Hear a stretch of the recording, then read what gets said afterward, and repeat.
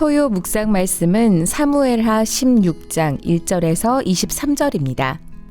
다윗이 마루턱을 조금 지나니 무비보셋의 종 시바가 안장 지운 두 나귀의 떡 200개와 건포도 100송이와 여름과일 100개와 포도주 한 가죽 부대를 싣고 다윗을 맞는지라. 왕이 시바에게 이르되 내가 무슨 뜻으로 이것을 가져왔느냐 하니 시바가 이르되 나귀는 왕의 가족들이 타게 하고 떡과 과일은 청년들이 먹게 하고 포도주는 들에서 피곤한 자들에게 마시게 하려 함이니이다. 왕이 이르되 내 주인의 아들이 어디 있느냐 하니 시바가 왕께 아뢰되 예루살렘에 있는데 그가 말하기를 이스라엘 족속이 오늘 내 아버지의 나라를 내게 돌리리라 하나이다 하는지라. 왕이 시바에게 이르되 무비보셋에게 있는 것이 다 내 것이니라 하니라. 시바가 이르되 내가 절하나이다 내 주 왕이여 내가 왕 앞에서 은혜를 입게 하옵소서 하니라. 다윗 왕이 바후림에 이름에 거기서 사울의 친족 한 사람이 나오니 게라의 아들이요 이름은 심므이라. 그가 나오면서 계속하여 저주하고 또 다윗과 다윗 왕의 모든 신하들을 향하여 돌을 던지니 그때의 모든 백성과 용사들은 다 왕의 좌우에 있었더라. 심므이가 저주하는 가운데 이와 같이 말하니라. 피를 흘린 자여 사악한 자여 가거라 가거라. 사울의 족속의 모든 피를 여호와께서 내게로 돌리셨도다. 그를 이어서 내가 왕이 되었으나 여호와께서 나라를 내 아들 압살롬의 손에 넘기셨도다. 보라 너는 피를 흘린 자이므로 화를 자초하였느니라 하는지라. 스루야의 아들 아비새가 왕께 여짜오되 이 죽은 개가 어찌 내 주 왕을 저주하리이까. 청하건대 내가 건너가서 그의 머리를 베게 하소서 하니 왕이 이르되 수르야의 아들들아 내가 너희와 무슨 상관이 있느냐. 그가 저주하는 것은 여호와께서 그에게 다윗을 저주하라 하심이니 내가 어찌 그리하였느냐 할 자가 누구겠느냐 하고 또 다윗이 아비새와 모든 신하들에게 이르되 내 몸에서 난 아들도 내 생명을 해하려 하거든 하물며 이 베냐민 사람이랴. 여호와께서 그에게 명령하신 것이니 그가 저주하게 버려두라. 혹시 여호와께서 나의 원통함을 감찰하시리니 오늘 그 저주 때문에 여호와께서 선으로 내게 갚아주시리라 하고 다윗과 그의 추종자들이 길을 갈 때에 심므이는 산비탈로 따라가면서 저주하고 그를 향하여 돌을 던지며 먼지를 날리더라. 왕과 그와 함께 있는 백성들이 다 피곤하여 한 곳에 이르러 거기서 쉬니라. 압살롬과 모든 이스라엘 백성들이 예루살렘에 이르고 아히도벨도 그와 함께 이른지라. 다윗의 친구 아렉 사람 후세가 압살롬에게 나갈 때에 그에게 말하기를 왕이여 만세 왕이여 만세하니 압살롬이 후세에게 이르되 이것이 내가 친구를 후대하는 것이냐. 내가 어찌하여 내 친구와 함께 가지 아니하였느냐 하니 후세가 압살롬에게 이르되 그렇지 아니하니이다. 내가 여호와와 이 백성 모든 이스라엘의 택한 자에게 속하여 그와 함께 있을 것이니이다. 또 내가 이제 누구를 섬기리이까. 그의 아들이 아니니이까. 내가 전에 왕의 아버지를 섬긴 것 같이 왕을 섬기리이다 하니라. 압살롬이 아히도벨에게 이르되 너는 어떻게 행할 계략을 우리에게 가르치라 하니 아히도벨이 압살롬에게 이르되 왕의 아버지가 남겨두어 왕궁을 지키게 한 후궁들과 더불어 동침하소서. 그리하면 왕께서 왕의 아버지가 미워하는 바 됨을 온 이스라엘이 들으리니 왕과 함께 있는 모든 사람의 힘이 더욱 강하여지리이다 하니라. 이에 사람들이 압살롬을 위하여 옥상에 장막을 치니 압살롬이 온 이스라엘 무리의 눈앞에서 그 아버지의 후궁들과 더불어 동침하니라. 그때에 아히도벨이 베푸는 계략은 사람이 하나님께 물어서 받은 말씀과 같은 것이라. 아히도벨의 모든 계략은 다윗에게나 압살롬에게나 그와 같이 여겨졌더라. 아멘.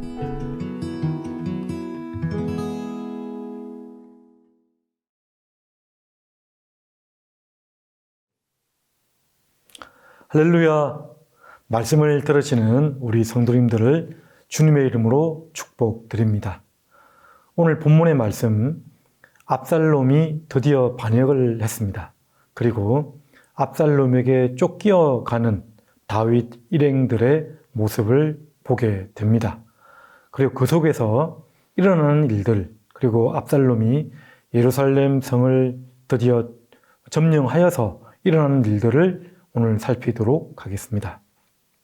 말씀의 제목을 일의 하나님, 일의 하나님.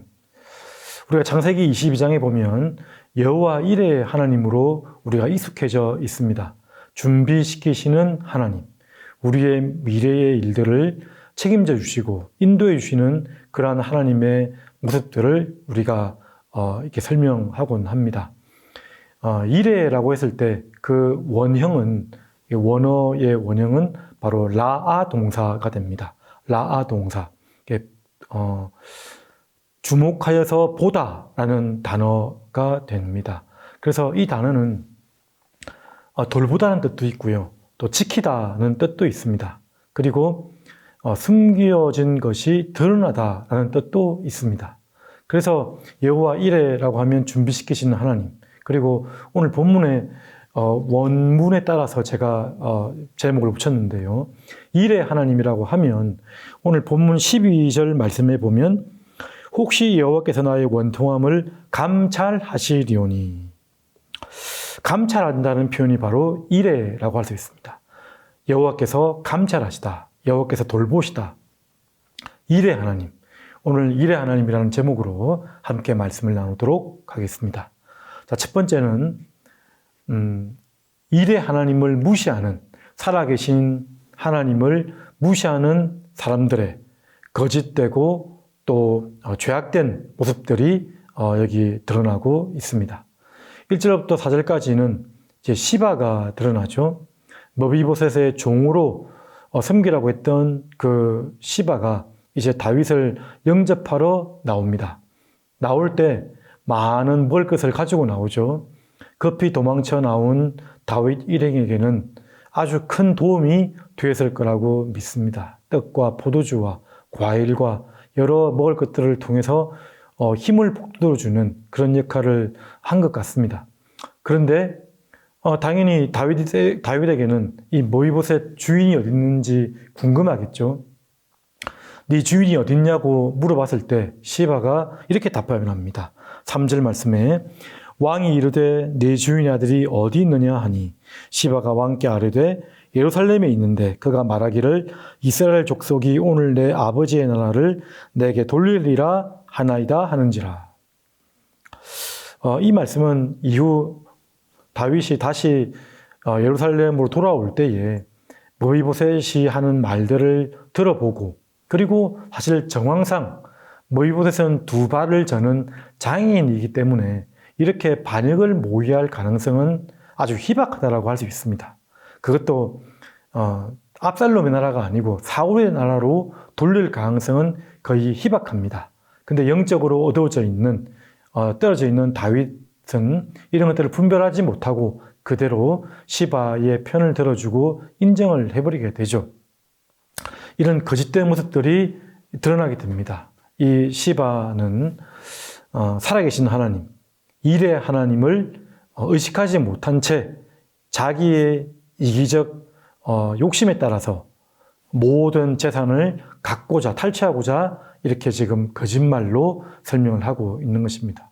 위급한 때에 머비보셋의 손에서 벗어나서 다윗 앞에서 자기 주장을 하려는 모습이라고 할 수 있는 것입니다. 이사야서 11장 3절 4절의 말씀에 보면 그가 여호와를 경외함으로 즐거움을 삼을 것이며 그의 눈에 보이는 대로 심판하지 아니하며 그의 귀에 들리는 대로 판단하지 아니하며 공의로 가난한 자를 심판하리니 정직으로 세상의 겸손한 자를 판단할 것이며, 하나님은 공의와 정의를 행하시는 분이시고 당장 눈에 보이는 대로 판단하지 않는다라고 설명을 합니다. 일의 하나님은 우리를 감찰하고 살피고 계시다는 겁니다. 그리고 이제 5절부터 쭉 이어지는 말씀은 14절까지 말씀은 심의가 등장합니다. 심의가 등장해서 다윗 일행들을 돌을 던지면서 먼지를 일으키고 욕을 하고 저주를 합니다. 아주 심한 모욕을 퍼붓습니다.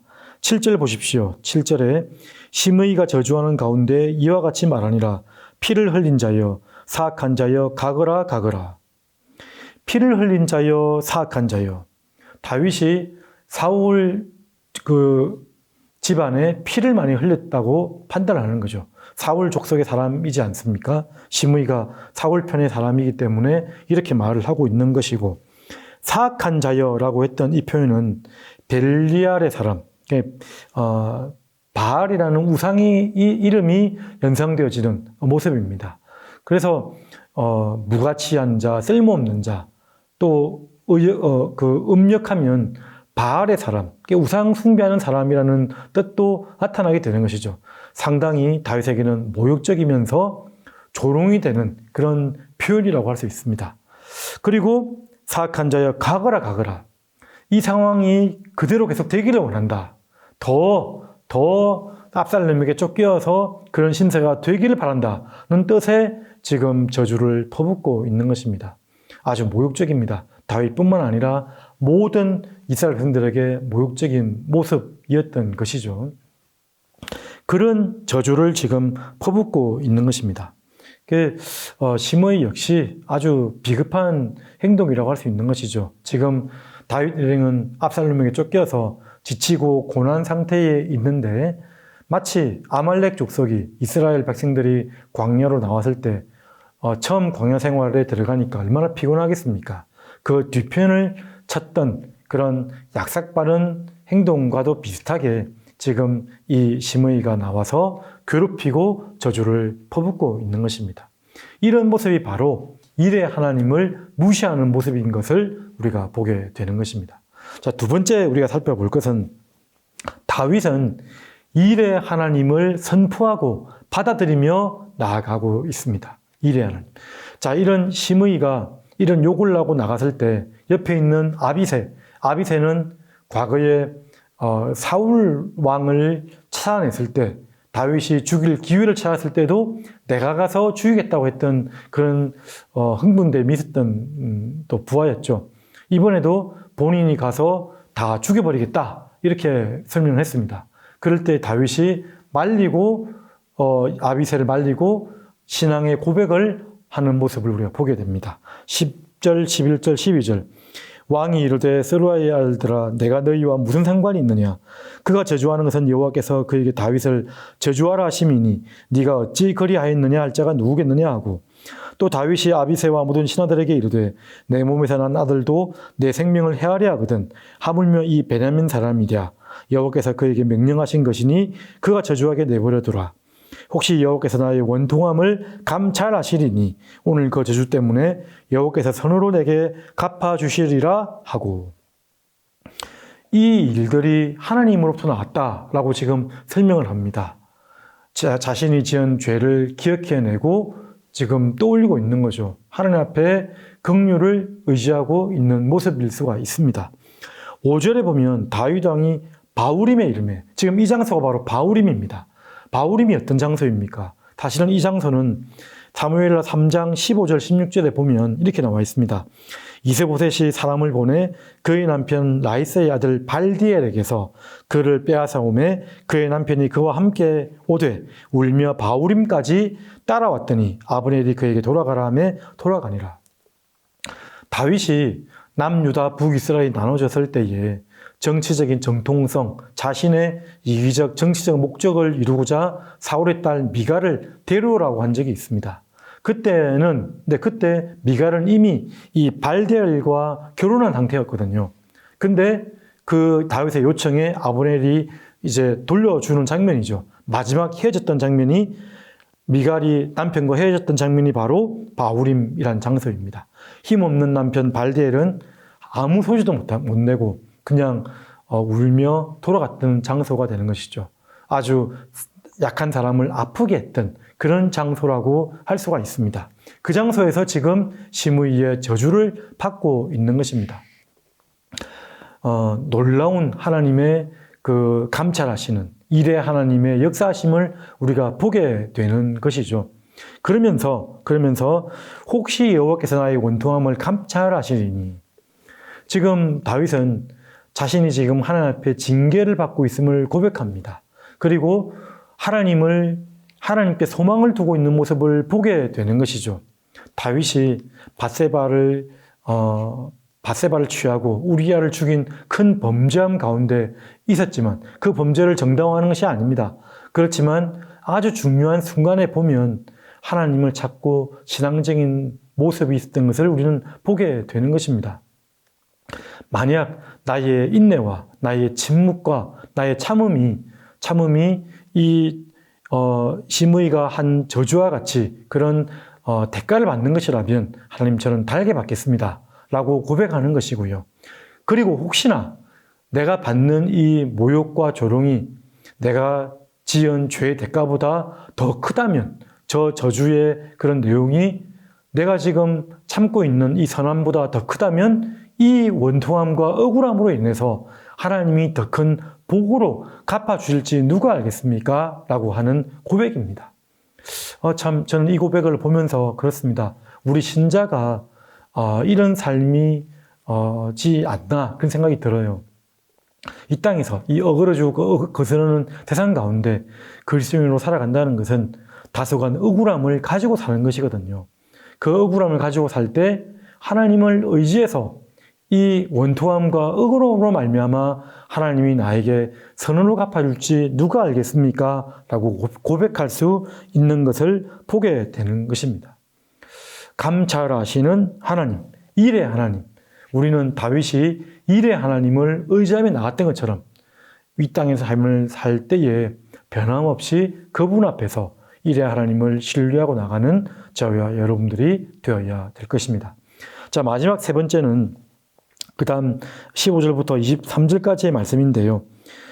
공의로우신 하나님, 일의 하나님은 예루살렘 현장에서 그 일의 하나님의 역사하심을 그대로 보여주고 있습니다. 먼저는 후세와의 대화가 나타나는데요. 압살롬 앞에서 후세는 지금 다윗의 또 계략에 의해서 지금 거짓 침투한 자라고 할 수 있죠. 압살롬 앞에서 만세 환호를 짓습니다. 왕이여 만세. 근데 이 모습을 보면서 압살롬이 수년간 다윗의 마음을 훔친 것처럼 다윗 왕 앞에 재판하러 나간 사람들 앞에 억울하고 힘든 자들에게 자신이 돌볼 수 있는 사람이고 다윗은 그러지 못하다라고 말하면서 백성들의 마음을 훔쳤던 거죠. 그렇게 훔쳤던 그 모습이 이 후세에게 그대로 당합니다. 후세에게 속는 장면이 나타나는 것이죠. 일의 하나님, 감찰하시는 하나님의 역사하심이 그대로 실현되고 있습니다. 그리고 또한 이 아이도벨과의 만남 속에서는 아이도벨이 한 계략을 냅니다. 사악한 계략이죠. 다윗의 후궁들을 취하라. 그리고 성 위에서 백주 대낮에 후궁들을 다 취하라고 그랬을 때 압살롬의 왕권이 강화가 되고 온 백성들이 압살롬이 왕이 된 줄을 알 것이다. 아주 죄악된 그런 그 계략이라고 할 수가 있습니다. 근데 이 아이도벨이나 압살롬은 그렇게 생각하지 못했겠지만 결국 12장 10절에서 하나님이 예언하셨던 말씀이라고 할 수 있습니다. 12장 10절에 보시면 11절 12절이죠. 여호와께서 또 이와 같이 이르시기를 보라 내가 너와 내 집에 재앙을 일으키고 내가 네 눈앞에서 내 아내를 빼앗아 내 이웃들에게 주리니 그 사람들이 내 아내들과 더불어 백주에 동침하니라. 너는 은밀히 행하였으나 나는 온 이스라엘 앞에서 백주의 이 일을 행하리라 하셨나이다 하니. 이 예언된 말씀이 이렇게 성취되어지는 모습이 나타나는 것입니다. 일의 하나님은 감찰하시고 돌보시는 하나님은 그 뜻 가운데 선하게 역사하시고 또 말씀을 성취하고 계시는 것을 우리는 보게 되는 것입니다. 사랑하는 토요 성도 여러분, 오늘 말씀을 통해서 우리는 일의 하나님의 모습을 보게 됩니다. 일의 하나님을 인정하지 않을 때는 거짓과 반역과 그러한 하나님이 보기 싫어하는 그런 폭력들이 난무하게 됩니다. 배신이 난무하게 됩니다. 그러나 일의 하나님을 의지하고 나갔을 때 그 공의로우신 살아계신 하나님이 반드시 지키시고 반드시 돌보실 것을 믿고 나아갈 수 있기를 간절히 바랍니다. 일의 하나님, 주님은 지금도 저와 여러분들을 돌보시고 계십니다. 그것을 믿고 오늘도 믿음으로 나아가는 하루 되시기를, 한 주간이 되시기를 주님의 이름으로 축원드립니다. 다 같이 기도하도록 하겠습니다. 일의 하나님을 의지해서 내 삶과 인생 가운데 모든 섬김과 또 사역 가운데 함께 하시도록 또 가지고 나온 기도 제목을 가지고 함께 기도하도록 하겠습니다. 하나님 아버지 감사드립니다. 감찰하시는 하나님, 돌보시는 하나님의 은혜를 우리가 늘 신뢰하며 나가게 하여 주시고, 하나님 이 원통함으로 말미암아 하나님께서 오늘날 선으로 갚아주시지 않으실까 했던 말씀처럼 하나님을 의지하고 나아갈 수 있도록 하나님 도와주시길 간절히 원합니다. 하나님 우리의 심령을 붙들어 주시고